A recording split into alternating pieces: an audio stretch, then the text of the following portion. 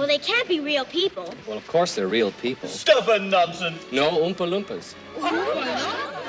This week we're doing Willy Wonka and the Chocolate Factory with the OG genuine Oompa Loompas. Coming from a family on the breadline, a young boy finds a golden ticket. Him and his benefit-stealing grandfather are given a tour of the factory by an eccentric and his singing and dancing slaves.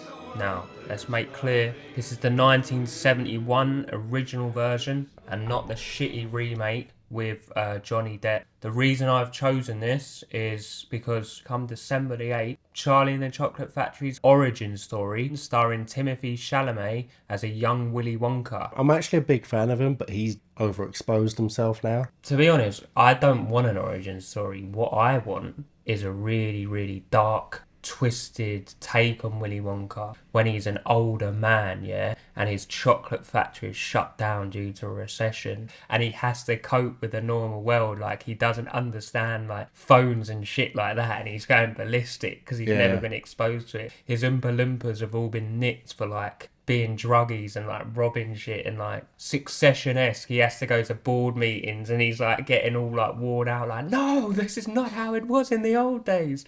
I think that'd be really cool, man. Do you know what I'd like is just how about you fucking adapt other Roald Dahl's amazing books? Like, maybe they have all been adapted, but there's never been the twits as there's loads of stuff on the shelf that's still not been put into film. But studio heads are such pussies now. Everything's got to be a universe. Everything's got to be tried and tested before and proven that there's some kind of market for it. Oompa Loompa Loompa-dee-dee. If you are wise, you'll listen to.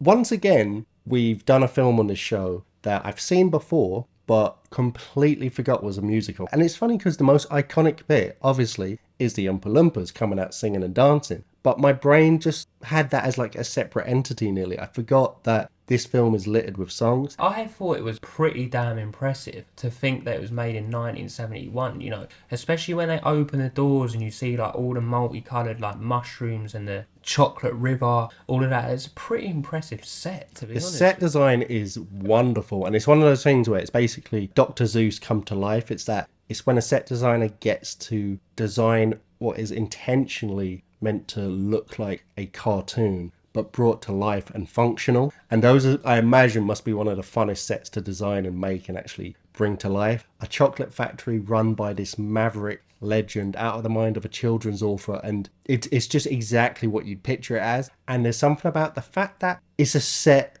designed and made from this era. It has a fake aesthetic quality to it that can't really be recreated in the later remakes, because firstly, you're going to throw in some CGI, but you know, CGI is not the devil, and in these sort of cartoonish design, CGI often suits it. Sometimes the worse the CGI, the better for this sort of design, because it's meant to be cartoonish. But it's just something about the original fake sets where you're like, that's a set, but I can see it. It looks like it could be a part of Disney World that you'd actually walk through. It has this weird thing about it that just looks great that they can't recreate in the later films. And that's why it's still good. Like, and to the musical numbers, yeah, I agree with you. I'm not a big fan of musicals at all. Like, but I like the fact, Declan, that they didn't oversaturate the musical numbers. They're quite sparse, like in between each of the scenes. Like, if it was every other scene a musical bit, I'd be like, I'm not fucking watching. Yeah, if it was an opera. And the Oompa Loompas were like, why did you jump into the chocolate river? Fucking operas are truly like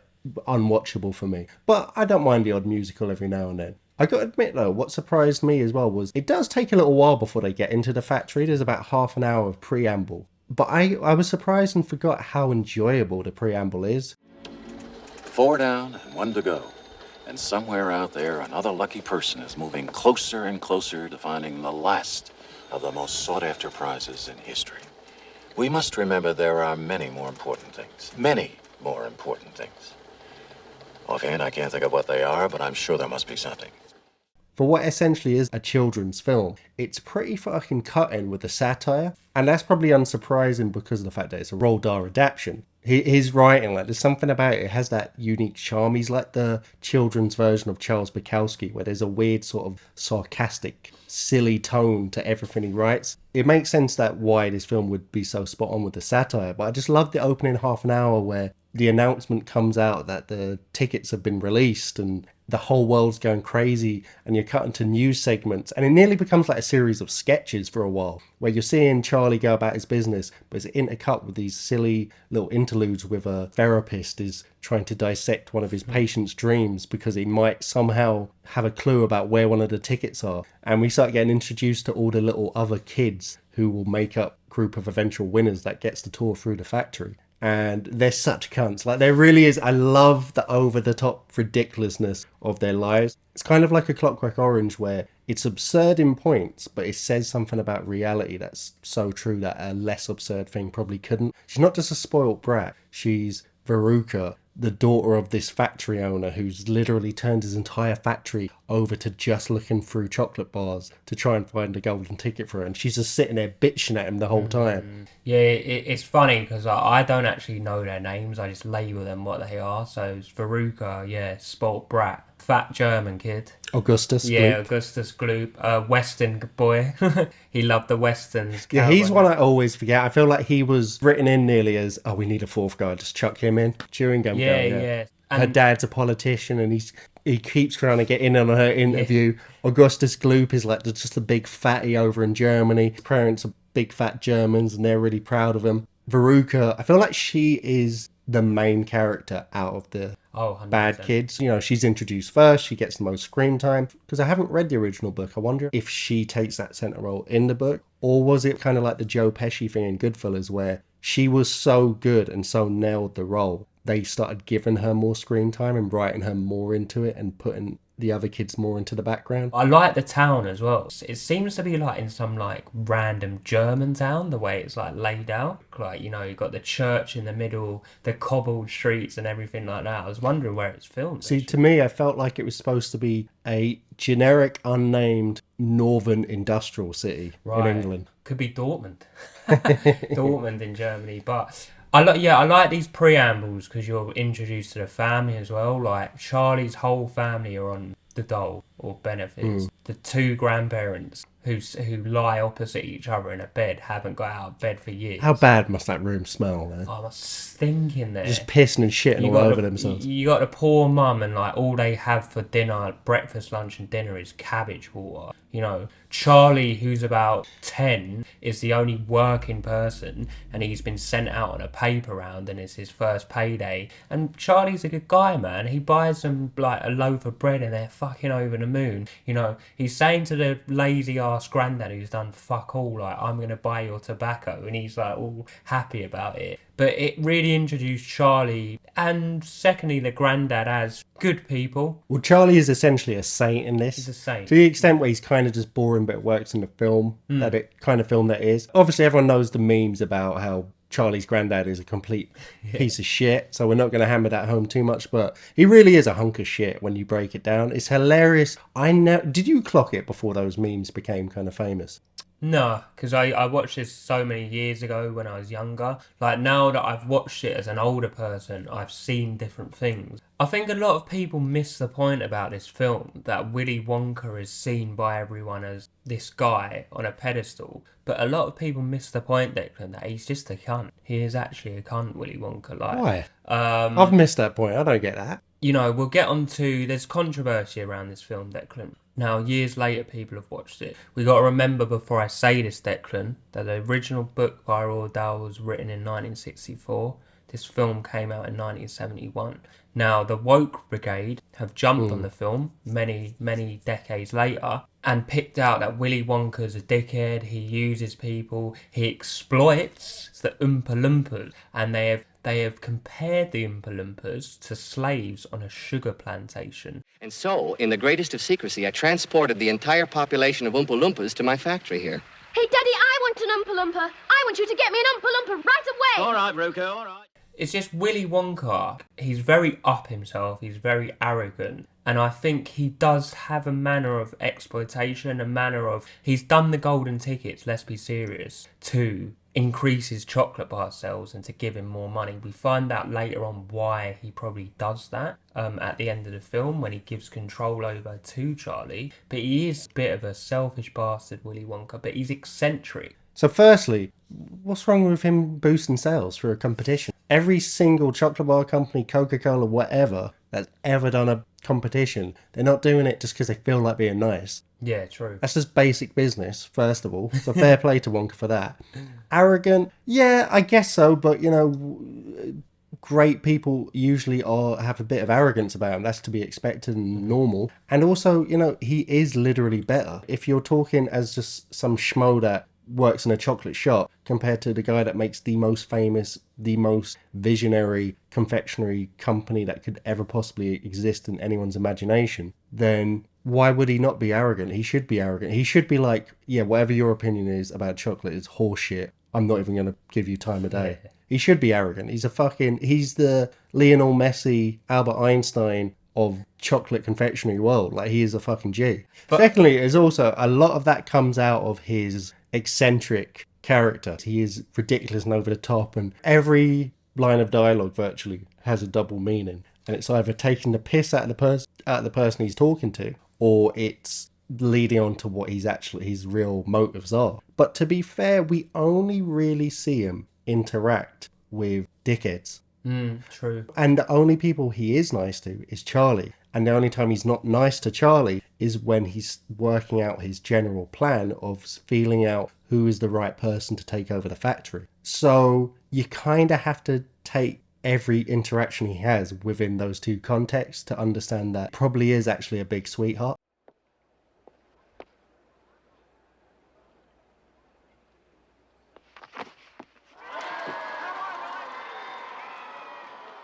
I loved the intro we get to this character because it's kind of one of those things. It's like Beetlejuice, it's like The Dark Knight. You remember him the most, but he's not in the film for the first half hour. Then luckily he's basically in it for every single scene. It's good because it creates that sense of people are talking about the fact that, you know, no one's seen him for years and he shut down the factory and all that. So it's good that we don't even see a glimpse of him up until the 5 kids are finally going into the factory and he does that slow old man walk out, only to end in like a somersault, yeah. Like a roly-poly jump up, and everyone starts clapping, and he starts meeting everyone, and they get their first look into the chocolate factory. And like you said, that first introduction as the doors open, and we get that first song is just fucking exceptional. There is no life I know to compare with pure imagination. Living there you'll be free if you truly wish to be.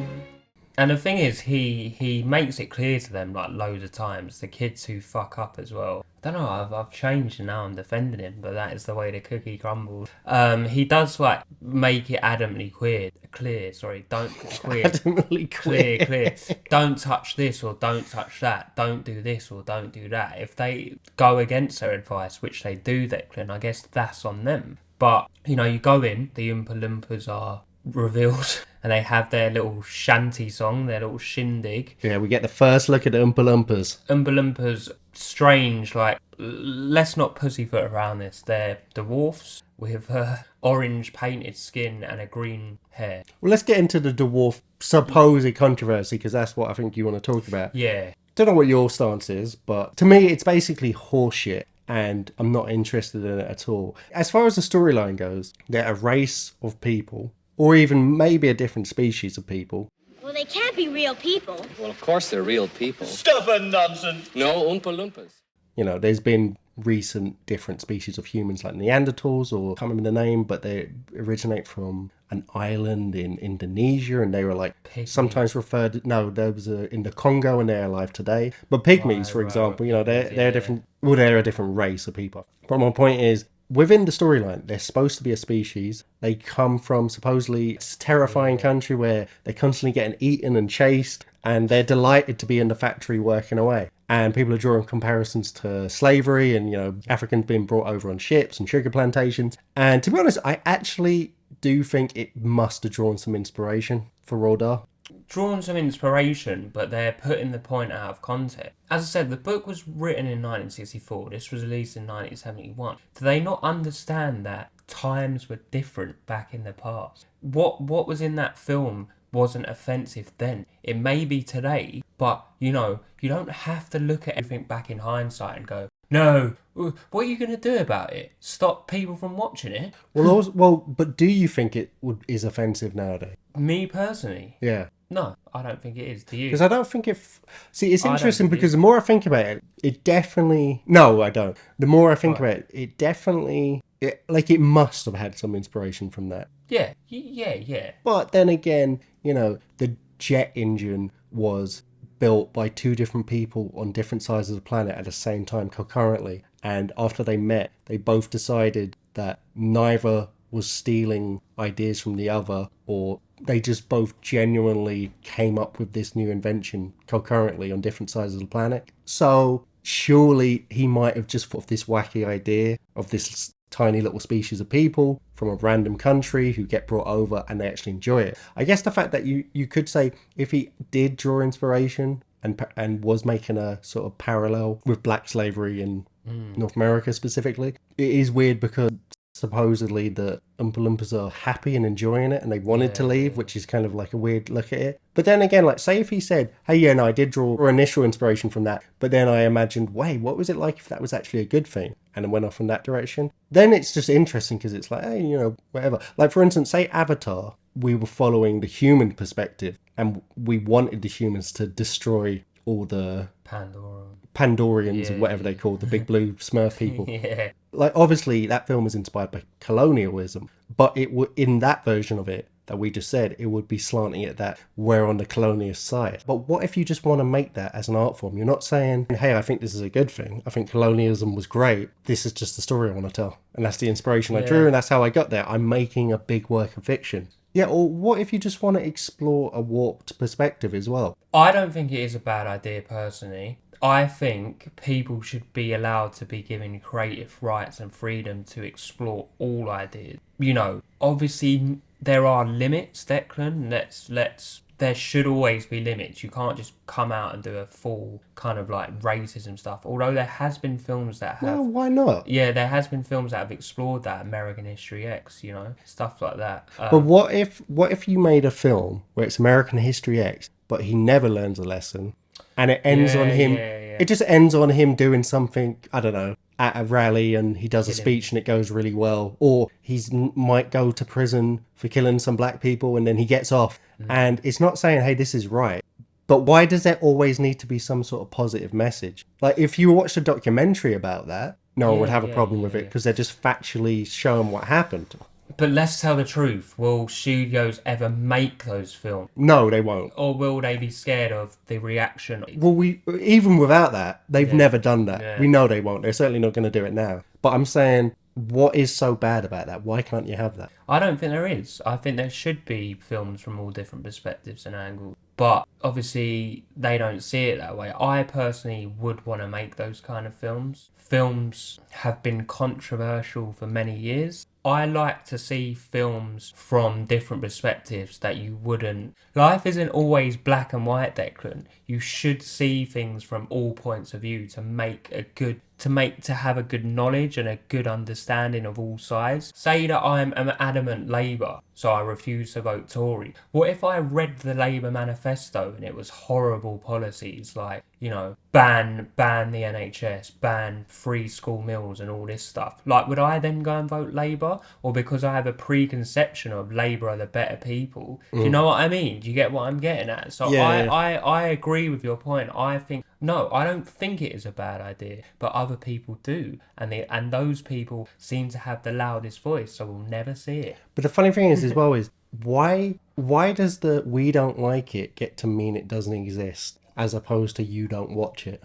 Because the we don't like it voice, causes so much fucking trouble that we're talking about film contests here. The studios will be like, well, that is actually a good idea, but to make it and the amount of shit we're going to get for making it from the we don't like it voice, I can't be bothered. That's what I think. That's what it definitely is what it is. Yeah. But it's funny as well because it's kind of like when women in the recent, say, 10 years started getting more representation in movies, I was delighted. From a purely selfish perspective, I was like, we're getting a whole new avenue of material to work with for interesting new films because it's coming from a new perspective. And it took a while to get going because, at first it was like Bad Mums and horseshit like that. Yes. But you started to get really interesting films out of that. And that's my thing as well. It's like, because we're worried. I'm not even saying it in a like anti-woke free speech kind of way. I'm saying it in a purely movie fan perspective.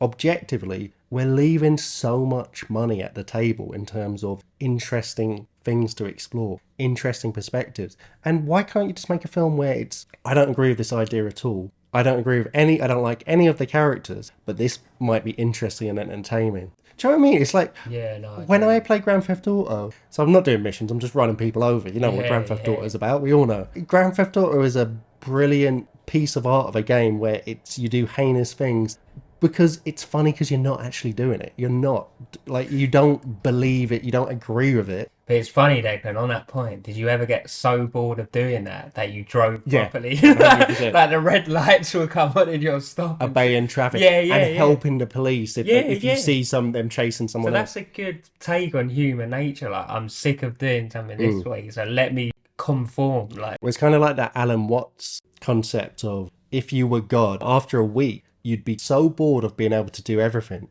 you'd start using your powers to take away powers and restrict yourself, because with total freedom, you eventually become bored. Anyway, gone a bit far off Wonka bars here. So generally, I think it's a load of shite. But one thing you brought up that was quite interesting was you had on one hand a guy from Jackass, the dwarf, and other prominent dwarf actors. Wee Man, legend, has come out and kind of criticised it. And they've criticised it because they're like, hey, those are our jobs. I get they're not technically dwarfs. They're not, they're Oompa Loompas. But originally, they were dwarfs painted with little green hair. You're taking away our work. And the other side of that is the woke people, whatever you want to call them, saying, hey, this is wrong. You can't have dwarfs doing this. And this is... The actual people who are dwarfs are saying, no, like, we want these jobs. Why is Hugh Grant the new one? Terrible casting, by the way, Hugh Grant. But it's kind of like recently when they got rid of the beautiful women that would be on the side of the podiums during Formula One races. Yeah. And they got rid of that as like some feminist movement. And it's like, first of all, a beautiful woman is a beautiful thing. Like, let's just, why can't you enjoy that objectively? That's a whole other argument. Also, it cracks me up where it's like, you think you helped women by taking away some choices. Now women cannot choose to do that as a job if they want to. And it's the same thing here where the people that are most coming out saying, hey, no, I want to play an Oompa Loompa, are the actual dwarf actors that are being affected by it. Their roles are so restricted, and if there is a role that should involve their characteristics or their physical makeup, I think you should go and look for a talented actor and give them a chance for that kind of role. That's my personal opinion. Counterpoint though, they were never meant to be dwarfs. They picked dwarfs because it was a choice of, how are we going to achieve this special effect? Let's use dwarfs. The fact that now special effects allow them to use other means is just a natural evolution of it. Yeah, but I guess you the previous films are in the books, in the history books, but if it's a modern take on it and an origin story, you can do what you want, really. It's a difficult one. I want dwarfs in it. Like, I agree. Yeah. I'd love Wee Man being the lead dwarf. Yeah, but he's not a very good actor though, is he? How good do you need to be an Oompa Loompa? It's true, yeah. You just do the angry looking face and sing in that voice. But I do think sometimes that... Dance about a bit. I do think that certain people attract chaos, because without chaos in their life, they struggle to live. Like, if it's too quiet, they'll deliberately, like, sabotage themselves to create chaos. I'm just saying that because I think people just make controversy because they seek it out, they want it. Like a lot of these woke brigades, I think they make arguments up so they can have that debate because they like sometimes being a cunt. Yeah, that's definitely one of the reasons. I think it's a whole ideology that people get stuck into and everything as well. And I think a certain amount of people just genuinely think they're being righteous and doing the right thing. And it probably does come from a good place. Yeah. But anyway, the Oompa Loompas, they're the stars of the film. They're fucking iconic. Yeah. They look amazing. The moment they start coming out and like dancing about and jumping out from behind a bag of sugar and like, It's just fucking great. Like, they are the best thing in the film. I honestly feel like that's part of the reason why people hate this follow-up sequel, is because you're looking at it and you're like, those aren't Oompa Loompas. Give us the real Oompa Loompas, mate. Give us those little dwarfs with the, you know, the painted face and the hair. Like, those are Oompa Loompas. You can never redo. Like, I feel like I didn't like Johnny Depp in the new one. Neither did I.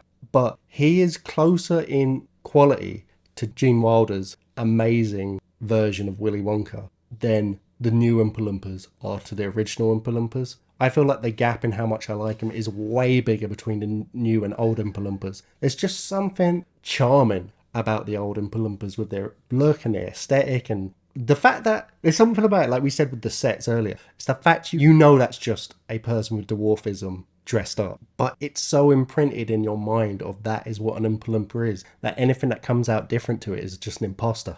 Yeah, 100%. I'm not a big fan of the Tim Burton Johnny Depp reboot, but I think he done a decent job of Willy Wonka, actually. The eccentricness, like, I did like the modernisation of it, like with the goggles and shit like that. And he did his own thing with it. Yeah, he done his own thing, but again, Declan, is Alice in Wonderland was trippy. Willy Wonka was a bit trippy. Do you know who's good at trippy films? Tim Burton. Let's do a Tim Burton take on it. Up there. Hey, Wonka, I want off! Round the world and home again. That's the sailor's way. I don't like this ride, Daddy. Wonka, do me a favor. Tell those creatures to stop battling further. We're going too fast. One of my favourite scenes that always freaked me out as a kid, never scared me, but I was just always, I remember just being kind of like in awe of it, is the boat trip. The boat's going faster. Will it slow down? Like, are you on shrooms or are you on acid? Like, Well, it's also that thing where, obviously American movies, a million times better than English films and a million times more vast and all that. But one thing I feel like British children's movies, they really get the fact that children want to have whimsy and fear in equal measure. For whatever reason, you think about your favourite kids' movies, you want that sense of disturbing, bizarre, panic, anxiety sprinkled in amongst the whimsy and wonder. You really do. And they get it perfect in this film, where there's elements to Willy Wonka's character and elements to the factory and this little universe he creates in this film that are fucking weird and disturbing. Not a speck of light is showing, so the danger must be growing. Are the fires of hell a-glowing? Is the grisly reaper mowing? Yes! The danger must be growing, for the rowers keep on rowing, and they're certainly not showing any signs that they are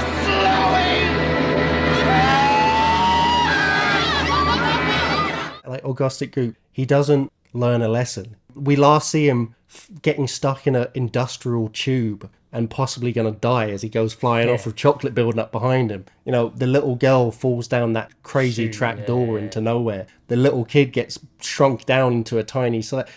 One of the things that's most annoying for me in kids' movies or family films is the fact that often it feels like there's no actual consequences, whereas in this you do get consequences. And like you said, Willy Wonka is a fucking bit of a creep at times. Like, he's a freaky dude. yeah, and I love the way that he deals with it. Like, especially the girl who gets, you know, I want the golden egg, and Wonka makes a big thing of golden eggs are good or bad. The bad eggs go down the chute, get incinerated. Yeah, and he says to him, "She gonna be all right?" And he says, "Well, the incinerator's only turned on every other day, so she has half a chance."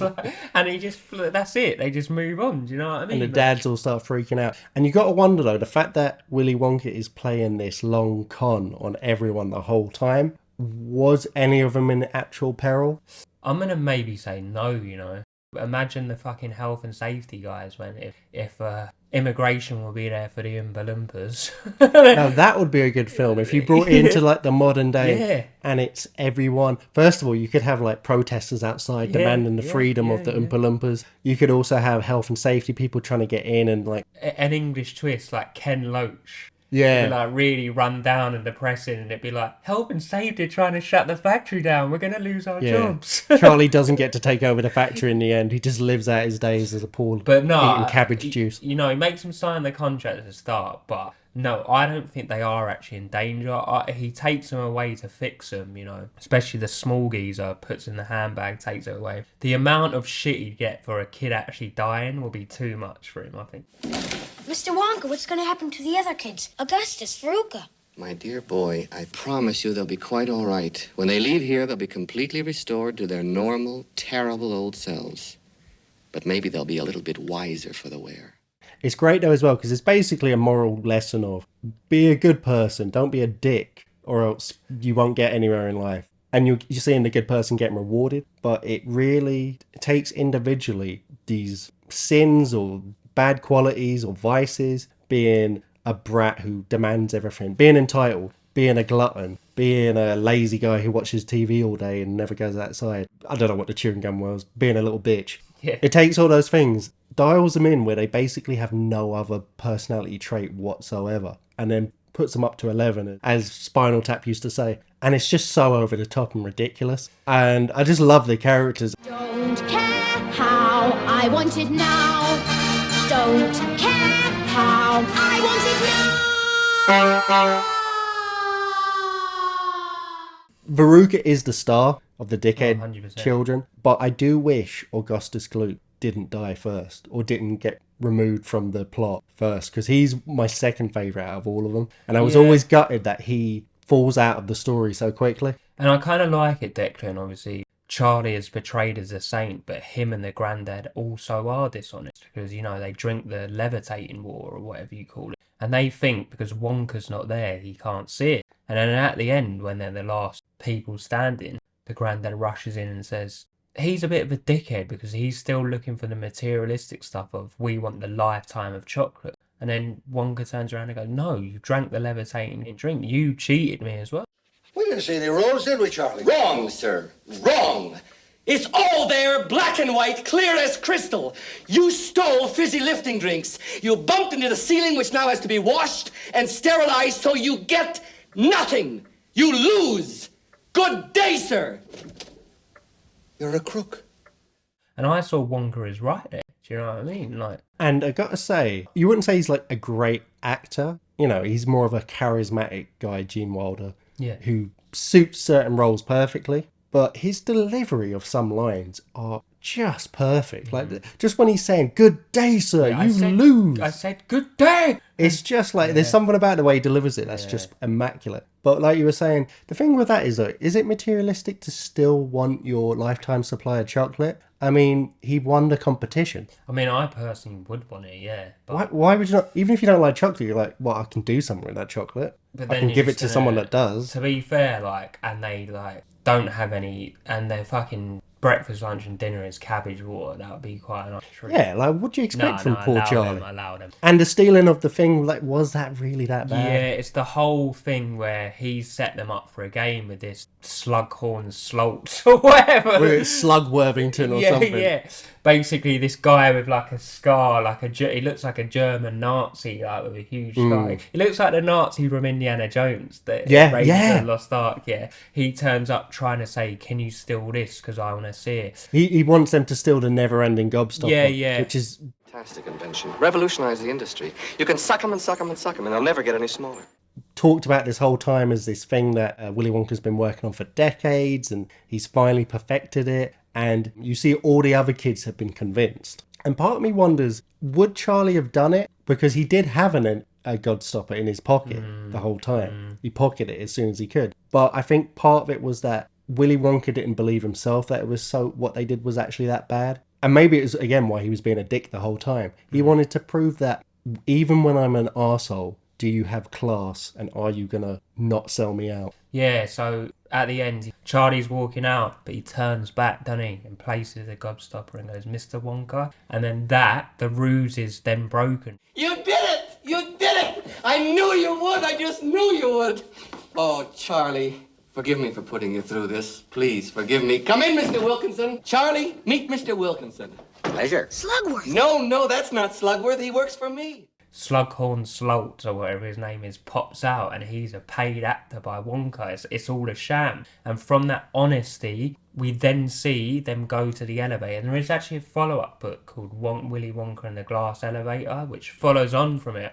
Do you know what it's about? I've never read it, actually. It is mental. So basically, no more chocolate factory in the plot. They end up, I think, on the moon. It's either the moon or an asteroid, and they start fighting this race of aliens. Yeah, why have they not adapted that? Because it is completely mental, the same tone, but nothing similar in plot or setting or anything. But imagine they made a sequel at the time. That'd be fantastic. With Gene Wilder and the little kid and granddad on the moon fighting aliens. That would have been with like the same set design style and stuff. That would have been mental. He gets given the factory.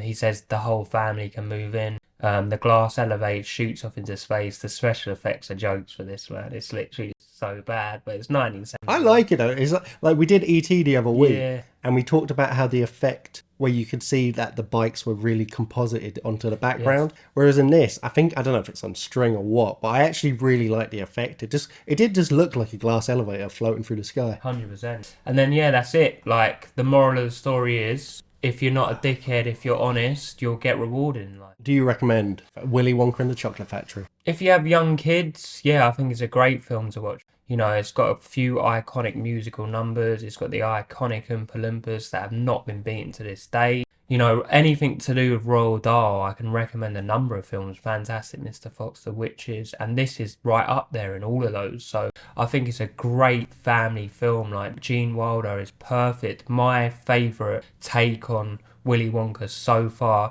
Over to you, Timothy.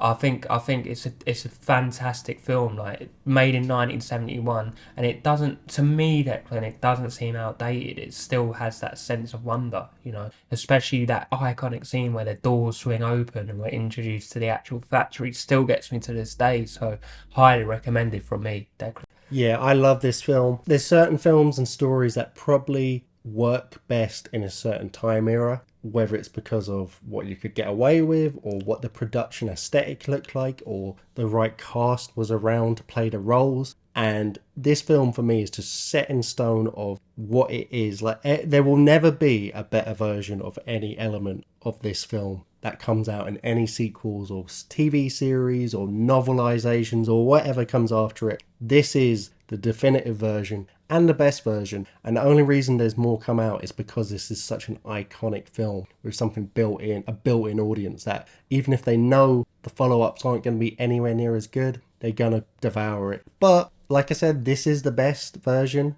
by the looks of things, with the landscape and life and everything that's going on in the world. It looks like this is going to be the only time you'll ever be able to get the original OG Oompa Loompas in the iconic presentation that we all know and love them. So that's an easy recommendation. Willy Wonka and the Chocolate Factory. So you get nothing. You lose. Good day, sir.